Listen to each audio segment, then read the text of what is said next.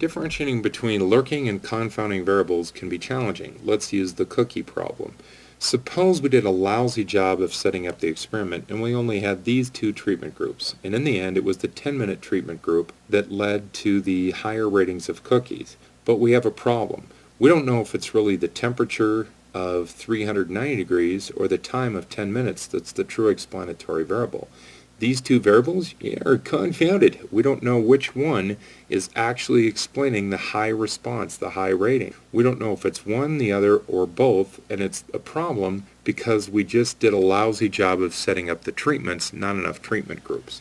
So these two variables are confounding variables, but neither one is a lurking variable because they were both controlled for in the original experiment.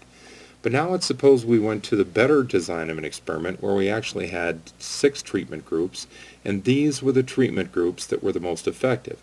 Notice that they were the 10-minute treatments. It looks as though the time was the explanatory factor and temperature doesn't really matter. So we're happy. We've got the explanatory variable, everything's good, but then Gladys, our chief baker, walks up. "Oh, I made a boo-boo." "Oh, Gladys, what happened now?"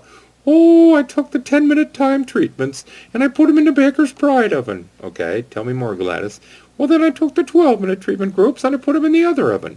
"Okay, Gladys, that's bad, and so is your voice. It sounds a lot like mine. We have an issue here because now we don't know if it was the 10-minute time levels that caused the higher ratings of the cookies or if it was the oven type that caused the better rating of the cookies. So now once again we have two confounding variables.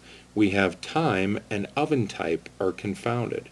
Now oven type was not controlled for. That is a lurking variable. We didn't think about it when we established the experiment. Time, however, is not a lurking variable. It is a confounding variable because it may or may not be having an effect on the high ratings. What if Gladys walked up to us and said that she used the red oven mitts for the 10-minute levels and the yellow oven mitts to put cookies in and out of the 12-minute levels? Now, thankfully, A, we didn't have to hear her voice again, and B, it doesn't really matter because I think all of us agree that the color of the oven mitt has no bearing on the taste testing. So even though the color of the oven mitt was a lurking variable, it's certainly not a confounding variable. So not every lurking variable is a confounding variable, and not every confounding variable is a lurking variable.